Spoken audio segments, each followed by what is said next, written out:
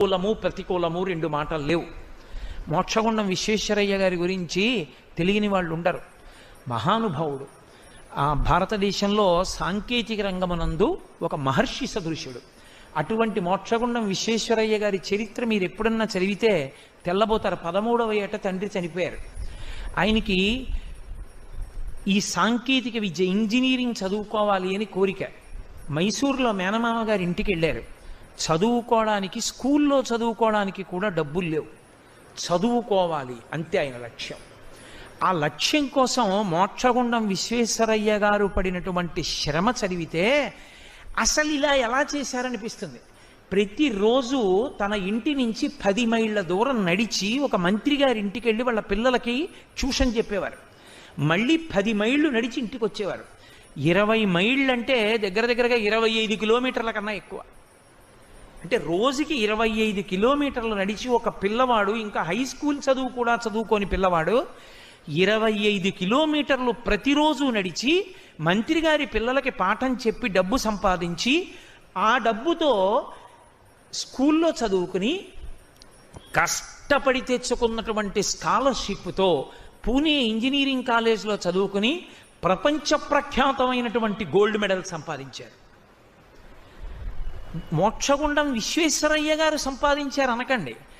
ఆయన సంపాదించడంలో లక్ష్యం మీద నిలబడినటువంటి ఆయన దృష్టి అనుకూలము ప్రతికూలము అన్న రెండిటిని విడిచిపెట్టి లక్ష్యమును సాధించుట యందు మనసు ఎప్పుడూ అదే ప్రహృష్టతతో నిలబడిపోయిందంతే. అదే సంతోషం. నేను ఆ లక్ష్యం వైపుకు అడుగులు వేస్తున్న ప్రతి అడుగు రోజు 20 మైళ్ళు నడిచి వచ్చినా నేను చదువుకోవడానికి డబ్బు వస్తుంది. ఇప్పుడు నేను చదువుకోగలను. 20 మైళ్ళు నడిచిన పిల్లవాడికి తండ్రి లేడు, తల్లి దగ్గర లేదు, మేనమామ ఇల్లు, పేదరికం, తినడానికి సరి అయిన తిండి లేదు. ఎంత కష్టపడ్డాడో. నాకు పేరు చెప్పడం ఇష్టం లేదు. ఇప్పటికే హైదరాబాద్లో ఉన్నారు. మా గోపాలకృష్ణ గారికి తెలుసు. ఆయన ఇంజనీరింగ్ చదువుకోవాలని కోరిక. ఓసారి ఇంజనీరింగ్ సీట్ వస్తే డబ్బు లేక వదిలేశాడు. రెండవసారి ఇంజనీరింగ్ సీట్ వస్తే అన్నయ్య వదిన పడుకుంటే బయట చిన్న వరండా ఉండేది.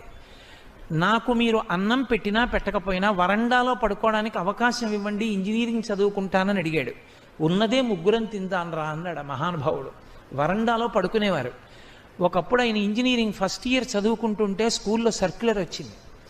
ఆయనకి సంతోషం, నేను ఇంజనీరింగ్ చదువుకుంటున్నానని. అంత కష్టపడి చదువుకున్నాడు.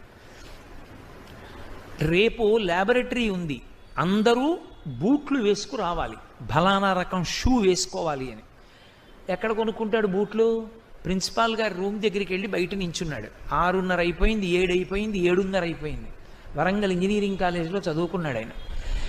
7:30 అయిపోయిన తర్వాత లోపల అందరితో మాట్లాడి ప్రిన్సిపాల్ గారు బయటికి వచ్చారు.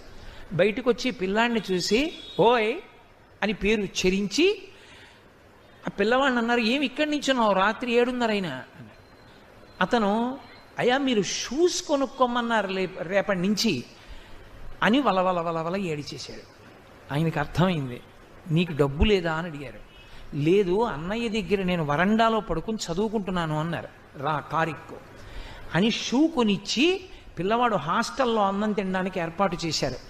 అదే పిల్లవాడు తరువాతి కాలంలో ఇంజనీరింగ్లో పట్టభద్రుడై ఎనలేని ఖ్యాతి సంపాదించి అదే వరంగల్ ఇంజనీరింగ్ కాలేజీకి చాలా గొప్ప స్థాయిని మార్చి ఉన్నత స్థాయి ఇవ్వవలసి వచ్చినప్పుడు కేంద్ర ప్రభుత్వం తరపున కాలేజీలో ఉన్నటువంటి పరికరాల్ని పరిశీలించడానికి వెళ్ళినటువంటి కమిటీలో మెంబర్గా వెళ్ళాడు ఆయన.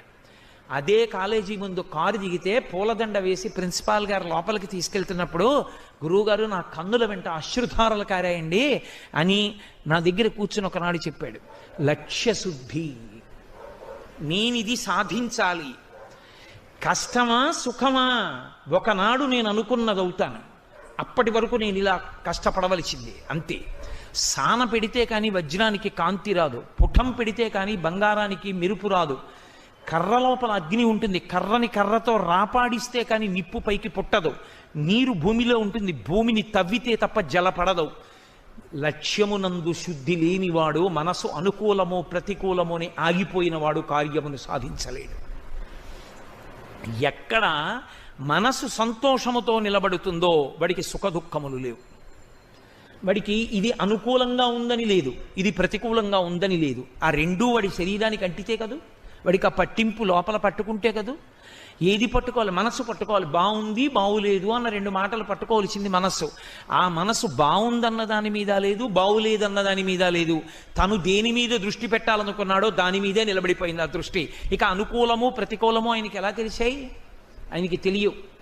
ఆత్మని తెలుసుకోవాలనుకున్నటువంటి భగవాన్ రమణులు అరుణాచలం పాతాళలింగం దగ్గర కూర్చుని తపస్సు చేస్తుంటే తేళ్లు జెర్రులు తొడల కింద పట్టి కురికేస్తే మాంసపు ముక్కలు ఉడిపోయి నెత్తురు కారి అట్టలు కట్టింది. ఆయనకి తెలియలేదు. లక్ష్యశుద్ధి, మనసు అనుకూలము ప్రతికూలము అన్న రెండు మాటల చేత ప్రభావితము కాకుండా నిలబడగలిగితే అటువంటి మనస్సు సంతోషము కలిగిన మనస్సు. అటువంటి మనస్సు సాధించలేదు అన్నది లేదు.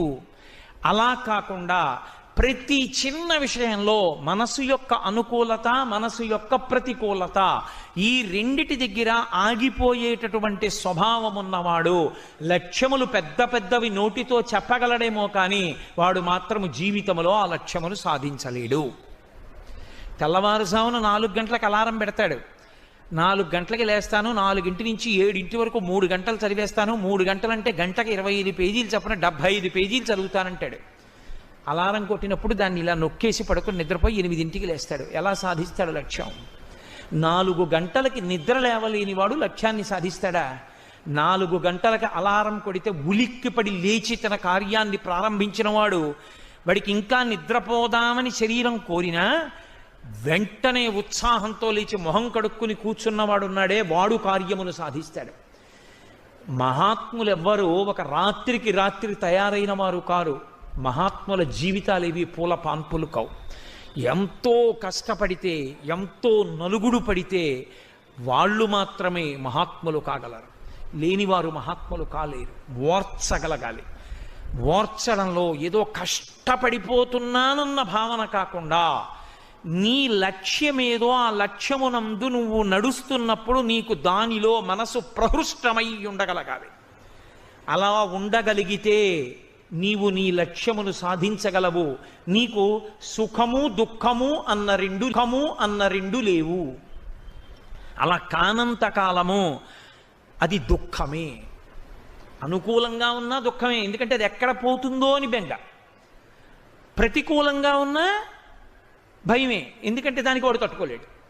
కాబట్టి దుఃఖం ఏది? కిం దుఃఖం? అసంతోష.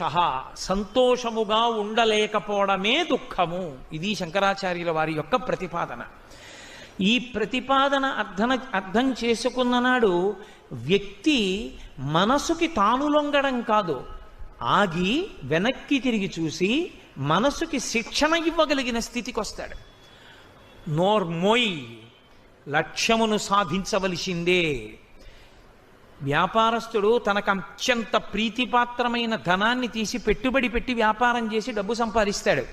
నీకత్యంత ప్రీతిపాత్రమైన శరీరము ఖేదపడుతున్నా పరమేశ్వరుణ్ణి చేరడానికి నువ్వు ఖేదం అనుభవించవలసిందే.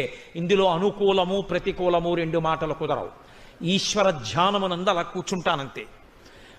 నొప్పెట్ని కాళ్ళు, తిమ్మిరి లెక్కని, ఊడిపోని చర్మం, ఏమైపోని ఆ లక్ష్యం అంతే. దాచి దీన్ని జాగ్రత్త చేస్తే ఉంటుందా? ఒకనాడు దోషుడు బూడిద. అది కాకముందు నిన్ను ఎలా వాడాలో అలా వాడతాను. లక్ష్యమునందు నువ్వు నిలబడగలిగితే నీకు అనుకూలము ప్రతికూలము లేవు, సంతోషముగానే ఉన్నావు. నీకు సంతోషము లేదు, దుఃఖమున్నది ఎప్పుడు? నీ మనసుకి సంతోషము లేనప్పుడు. అంటే అది ఆ స్థితి యందు నిలబడలేకపోతే దుఃఖమే. ఏది జారుతున్నా దుఃఖంగా ఉంటుంది, ఏదన్నా నీకు అనుకూలంగా అనిపించింది వచ్చినా అది పోతుంది. నిర్వేద శ్రియోమూలం అనిర్వేద పరం సుఖం అనిర్వేదో హి సతతం సర్వార్థేషు ప్రవర్తక కరోతి సఫలం జన్మో కర్మ యత్తత్కరోతి సహా తస్మాన్ అనిర్వేద కృతం యత్నం చేస్తేహిముత్తమం అన్నారు. అనిర్వేద శ్రియోమూలం, నిర్వేదమును పొందకుండా సంతోషముగా మనసుని నిలబెట్టగలిగిన వాడెవరో, అనుకూల ప్రతికూలములను లెక్కలోకి పెట్టుకోకుండా దృష్టిని కేవలము ఏ కార్యమును సాధించాలనుకుంటున్నాడో దాని మీదే పెట్టిన వాడెవరో, మనసుని ఎప్పుడూ సంతోషముగా ఉంచగలిగిన వాడెవరో, అది ఏ సమస్త సౌఖ్యములకు హేతువు. కార్య సాధనకు హేతు అదే. అనిర్వేద శ్రియోమూలం, అనిర్వేద పరం సుఖం. అనిర్వేదో హి సతతం సర్వార్థేషు ప్రవర్తక. సమస్తమైన విషయములను సాధించుటకు లోకమునందున్న ఏకైక మార్గము మనసును సంతోషముగా నిలబెట్టుట ఒక్కటే. అలా నిలబెట్టలేనివాడు ఏ కారణమునకైనా అనుకూలము ప్రతికూలము అన్న రెండు విషయములను దృష్టిలో పెట్టుకుని నిలబడిపోయేవాడు కార్యసాధకుడు కాలేడు.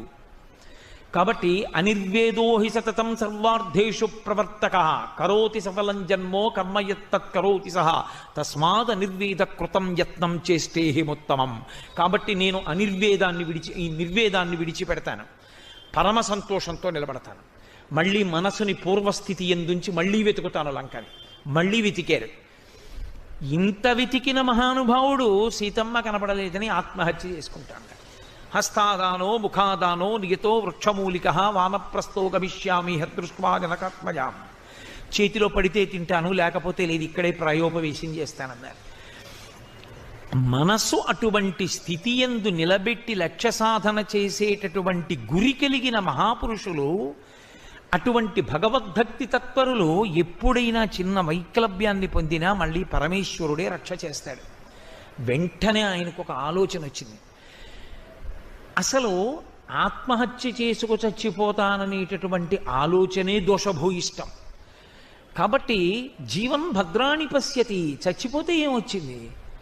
కాబట్టి నేను మరణించకుండా నేను బ్రతికే ఉంటాను. బ్రతికి ఉండి సంతోషంగా మళ్ళీ నేను పూర్వపూలికతో నిలబడితే జీవన్ భద్రాణి పశ్యతి, మంగళములను చూడగలను.